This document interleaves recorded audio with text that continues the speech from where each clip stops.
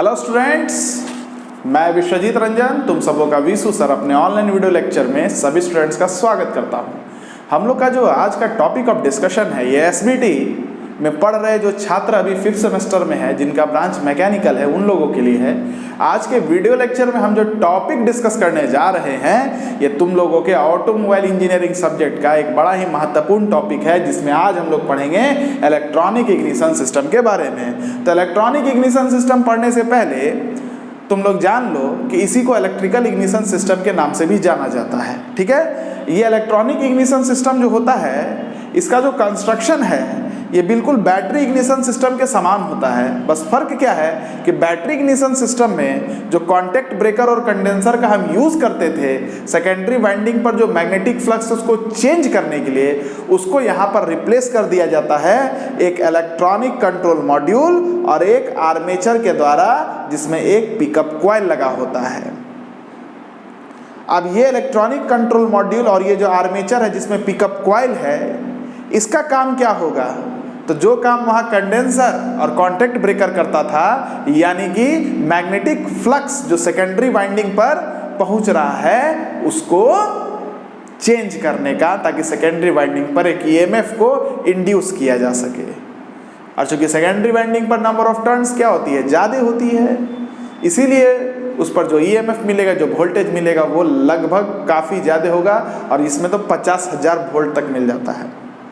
ठीक है, तो चलो इसमें एक बार कंस्ट्रक्शन पर ध्यान दो। ये बैटरी है, ये इग्निशन स्विच है, ये तुम्हारा प्राइमरी सर्किट चल रहा है। ठीक है, ये प्राइमरी सर्किट है, ये पूरा प्राइमरी सर्किट है, इसको बोलते हैं इलेक्ट्रॉनिक कंट्रोल मॉड्यूल। ये प्राइमरी सर्किट है, ये तुम्हारा ब्लू वाला जो वायर है ये प्राइमरी वाइंडिंग है, प्राइमरी वाइंडिंग है, ये प्राइमरी वाइंडिंग है, ये प्राइमरी वाइंडिंग है, ये प्राइमरी वाइंडिंग है, फिर ये अर्थिंग हो गया, प्राइमरी वाइंडिंग है। ठीक है, अब इसमें देखो ये जो पीला वाला तुमको दिख रहा है, इस आयरन के कोर पर जो वाइंडिंग है इसको बोलते हैं सेकेंडरी वाइंडिंग। क्या बोलते हैं? Secondary winding. ये नंबर ऑफ टर्न्स ज़्यादा होते हैं। ठीक है, सेकेंडरी वाइंडिंग है, फिर ये डिस्ट्रीब्यूटर आर्म है, फिर ये तुम्हारा डिस्ट्रीब्यूटर और ये डिफरेंट स्पार्क प्लग है, जिसमें हमको स्पार्क चाहिए मल्टी सिलेंडर इंजन में। तो इसका जो कंस्ट्रक्शन होता है वो बिल्कुल सिमिलर होता है बैटरी इग्निशन सिस्टम के ही। बस फर्क क्या होता है कि बैटरी इग्निशन सिस्टम में कॉन्टैक्ट ब्रेकर और जो कंडेंसर होता है उसको इलेक्ट्रॉनिक इग्निशन सिस्टम में रिप्लेस कर दिया जाता है, किनके द्वारा? एक इलेक्ट्रॉनिक कंट्रोल मॉड्यूल और एक आर्मेचर जिसमें पिकअप कॉइल होता है। ये इलेक्ट्रॉनिक कंट्रोल मॉड्यूल को हम लोग brain of electronic ignition system कहते हैं। ये एक प्रोग्रामेबल डिवाइस है और ये कैसे काम करता है इसके बारे में, इसके वर्किंग में हम लोग पढ़ेंगे। लेकिन सबसे पहले क्या करना है, इसके कंस्ट्रक्शन को समझना है। तो कंस्ट्रक्शन इसका ज़्यादा कुछ नहीं है, सीधे सीधे हम लोग डायरेक्टली कहते हैं it is similar in construction to battery ignition system. ये बिल्कुल बैटरी इग्निशन सिस्टम के ही जैसा होता है, but the condenser and contact breaker is replaced by electronic control module. लेकिन ये जो तुम्हारा कंडेंसर और कॉन्टैक्ट ब्रेकर होता था बैटरी इग्निशन सिस्टम में, उसको रिप्लेस करना ईसीएम के साथ और एक आर्मेचर के साथ, जिसमें क्या होता है? पिकअप कॉइल होता है ना। ये आर्मेचर देखो, ये आर्मेचर है जिसमें एक पिकअप कॉइल है और ये इलेक्ट्रॉनिक कंट्रोल मॉड्यूल है। ठीक है, अब ये जो ईसीएम है और ये जो इलेक्ट्रॉनिक, ये जो ईसीएम है और ये आर्मेचर जो कॉइल है, जिसमें ये जो आर्मेचर है जिसमें पिकअप कॉइल है, ये क्या करेगा? तो ये करता क्या है कि जैसे तुम लोग इग्निशन स्विच ऑन करते हो, प्राइमरी सर्किट से करंट तो फ्लो करता है ना। प्राइमरी सर्किट से करंट तुम्हारा फ्लो करता है, प्राइमरी सर्किट से करंट तुम्हारा फ्लो करता है। लेकिन ये ईसीएम और ये आर्मेचर जिसमें पिकअप कॉइल है, ये क्या करता है? ये जो प्राइमरी सर्किट से करंट फ्लो कर रहा है इसको इंटरमिटेंट कर देता है। इंटरमिटेंट मतलब क्या होता है? रुक रुक के करंट प्राइमरी सर्किट में फ्लो करेगा। अब उस रुक के फ्लो करने से क्या होगा? जब करंट फ्लो करेगा तो क्या होगा? तुम बोलोगे कि जब करंट फ्लो करेगा तो ये प्राइमरी वाइंडिंग अपने चारों तरफ एक मैग्नेटिक फील्ड लाइन प्रोड्यूस करेगा जो सेकेंडरी कॉइल वाइंडिंग पर जाएगा, और ये magnetic field lines per unit cross sectional area of secondary winding को हम लोग मैग्नेटिक फ्लक्स कहते हैं। करंट गया, इसके ऊपर में फ्लक्स आया। लेकिन जब प्राइमरी सर्किट से करंट फ्लो नहीं होगा फिर क्या होगा? सेकेंडरी वाइंडिंग पर जो फ्लक्स आ रहा है वो खत्म हो जाएगा। फिर जब करंट प्राइमरी सर्किट में करंट फ्लो होगा तो क्या होगा? सेकेंडरी कॉइल वाइंडिंग में फिर से फ्लक्स आ जाएगा।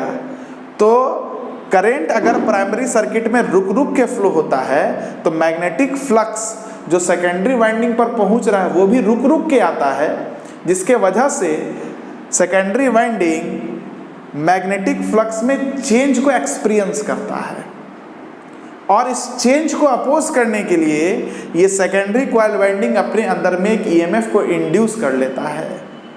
और चूंकि नंबर ऑफ टर्न्स यहाँ काफ़ी ज़्यादा होती है इसलिए इसमें जो ईएमएफ इंड्यूस होता है वो लगभग 50,000 वोल्ट तक हो जाता है, जो कि सफिशिएंट होता है किसी भी स्पार्क प्लग में स्पार्क को प्रोड्यूस करने के लिए।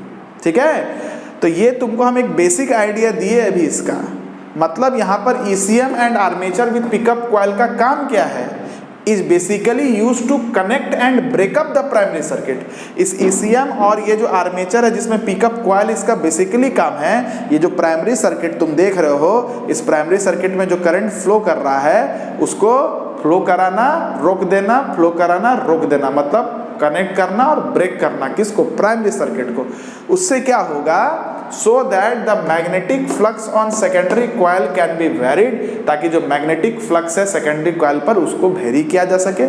मैग्नेटिक फ्लक्स जो सेकेंडरी कॉइल पर है वो भी क्या होगा, कनेक्ट होगा। वो क्या होगा, मैग्नेटिक फ्लक्स जो सेकेंडरी कॉइल पर क्या होगा, वो तब प्रोड्यूस होगा जब प्राइमरी सर्किट कनेक्टेड होगा। और magnetic flux secondary coil winding पर समाप्त हो जाएगा कब, जब प्राइमरी सर्किट में करंट फ्लो नहीं करेगा। तो करंट को इंटरमिटेंट करा के, रुक रुक के करा के, हम इसके ऊपर में जो मैग्नेटिक फ्लक्स पहुंच रहा है उसको भी रुक रुक के पहुंचाएंगे। मैग्नेटिक फ्लक्स जो सेकेंडरी कॉइल वाइंडिंग में आ रहा है वो वेरी करने लगेगा, एक बार आता एक बार नहीं आता, एक बार आता एक बार नहीं आता। तो मैग्नेटिक फ्लक्स में वेरिएशन को ये सेकेंडरी कॉइल वाइंडिंग क्या करेगा, अपोज करेगा और एक ईएमएफ को इंड्यूस करेगा। वही बात लिखा हुआ है, so that the magnetic flux on secondary coil can be varied in order to induce the EMF on secondary coil winding, ताकि सेकेंडरी कॉइल वाइंडिंग पर EMF को इंड्यूस कर दिया जा सके। आई होप आपको चीज़ें क्लियर हो गई होंगी। तो ये इसका कंस्ट्रक्शन है। अब इसके वर्किंग के बारे में आप लोग को हम समझा देते हैं। यहाँ तक पहले वीडियो को पॉज करके लिख लें।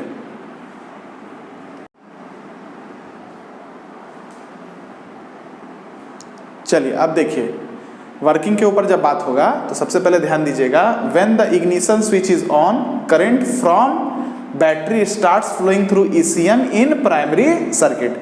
जब ये इग्निशन स्विच को आप ऑन करते हैं तो करंट जो होता है वो बैटरी से स्टार्ट करता है ईसीएम के थ्रू। ये आपका प्राइमरी सर्किट आपको नजर आ रहा है, ये प्राइमरी कॉइल वाइंडिंग है। इस प्राइमरी कॉइल वाइंडिंग से होते हुए, यहाँ से होते हुए ग्राउंड तक चला जाता है। ठीक है, करेक्ट है। चलिए अब देखिए क्या होगा, जब करंट इस प्राइमरी सर्किट से प्राइमरी कॉइल वाइंडिंग में फ्लो करता है तो ये प्राइमरी कॉइल वाइंडिंग एक मैग्नेटिक फील्ड लाइन प्रोड्यूस करता है। किस पर? सेकेंडरी कॉइल वाइंडिंग के ऊपर में। यही बात लिखा है, due to flow of current through primary winding it produces magnetic field lines on secondary winding, है ना। अब देखिए, ये जब आर्मेचर का ये शाफ्ट जब घूम रहा होगा, कैम के रोटेशन की वजह से घूमता है ना। तो जब ये आर्मेचर का शाफ्ट जब घूम रहा होगा तो ये आप देख रहे हैं ना, ये जो टिथ है ये इसके सामने आ जाएगा, पिकअप कॉइल के सामने आ जाएगा। और ये टिथ जैसे इस पिकअप कॉइल के सामने आता है, एक वोल्टेज सिग्नल जनरेट होता है ईसीएम के ऊपर में, जिसके वजह से ये जो ईसीएम है इस प्रकार से प्रोग्राम्ड किया रहता है कि जब इसके ऊपर में पिकअप कॉइल के द्वारा वोल्टेज सिग्नल आता है तो ये सर्किट को ब्रेक कर देता है। और जब सर्किट ब्रेक हो जाएगा तब इस प्राइमरी सर्किट में करंट का फ्लो नहीं होगा और जो magnetic field line secondary coil winding पर आ रहा था वो नहीं आएगा। यही बात लिखा हुआ है, when the teeth of armature coil comes in front of pickup coil, a voltage signal is transferred to ECM। जब ये टिथ इस पिकअप कॉइल के सामने आता है, एक वोल्टेज सिग्नल ECM पर ट्रांसफर कर जाता है, ड्यू टू विच, जिसके वजह से ECM breaks the primary circuit, ECM इस प्राइमरी सर्किट को ब्रेक कर देता है। अब क्या होगा, when teeth goes away from pickup coil, जब टिथ ये घूम के पिकअप कॉइल से दूर जाएगा फिर क्या होगा, ECM जो है इस प्राइमरी सर्किट को कनेक्ट करेगा। आज जब प्राइमरी सर्किट को ECM कनेक्ट करेगा तो क्या होगा, due to this current becomes, है ना, जब ईसीएम क्या करेगा, प्राइमरी सर्किट को कनेक्ट कर देगा। ईसीएम जब प्राइमरी सर्किट को कनेक्ट कर देगा तो फिर क्या होगा, करंट फ्लो करने लगेगा। मतलब करंट फ्लो किया फिर रुका, फिर फ्लो किया फिर रुका। तो ये ईसीएम कर क्या रहा है, आपके प्राइमरी सर्किट को इंटरमिटेंट बना रहा है। इंटरमिटेंट मतलब रुक रुक के होना। तो यही कर रहा है, सीरीज बल्ब में तो भग भुक है ना, तो ईसीएम के द्वारा ही किया जाता है। इलेक्ट्रॉनिक कंट्रोल मॉड्यूल होता है, ठीक है। तो यही बात यहाँ लिखा हुआ है, due to this current becomes intermittent and magnetic flux on secondary coil gets vary. और जब करंट इंटरमिटेंट होगा तो इस सेकेंडरी कॉइल वाइंडिंग पर जो मैग्नेटिक फ्लक्स आ रहा होगा वो भी कैसा होगा, तो इंटरमिटेंट हो जाएगा। गेट्स वेरिड है ना, चेंज करने लगेगा। आया फिर गया, आया फिर गया, आया फिर गया, यही ना हो रहा। मैग्नेटिक फील्ड लाइन आया, करंट खत्म, गया। मैग्नेटिक फील्ड लाइन आया, करंट खत्म, गया। करंट आया, मैग्नेटिक फील्ड लाइन आया, करंट खत्म, मैग्नेटिक फील्ड लाइन खत्म। मतलब जो फ्लक्स है सेकेंडरी कॉइल वाइंडिंग पे करंट के इंटरमिटेंट होने की वजह से वेरी करने लगता है। And an EMF is induce. और सेकेंडरी कॉइल वाइंडिंग पर क्या होगा, एक ईएमएफ इंड्यूस कर जाएगा। और आप तो जानते हैं सेकेंडरी कॉइल वाइंडिंग पर जो टर्न्स होती हैं वो काफ़ी ज़्यादा होती है, इसलिए ईएमएफ जो प्रोड्यूस होता है वो लगभग 50,000 वोल्ट तक होता है। याद रखिएगा, 50,000 वोल्ट का ईएमएफ प्रोड्यूस होता है। 50,000 वोल्ट, 50,000 वोल्ट। और यहाँ से हाई वोल्टेज करंट कहाँ जाएगा, डिस्ट्रीब्यूटर के आर्म के थ्रू स्पार्क प्लग में। यही बात लिखा है, EMF is induce which is distributed to spark plug through distributor. इस डिस्ट्रीब्यूटर में है ना, डिस्ट्रीब्यूटर का जो आर्म होगा वो स्पार्क प्लग को ये high voltage current HVC supply करेगा। क्लियर हो गया। तो ये मैंने आपको इलेक्ट्रॉनिक इग्निशन सिस्टम का वर्किंग बता दिया, आप इसको नोट डाउन कर लीजिए। आज के लिए इतना ही। Have a very good day, keep watching us, keep learning our content. जय मैकेनिकल।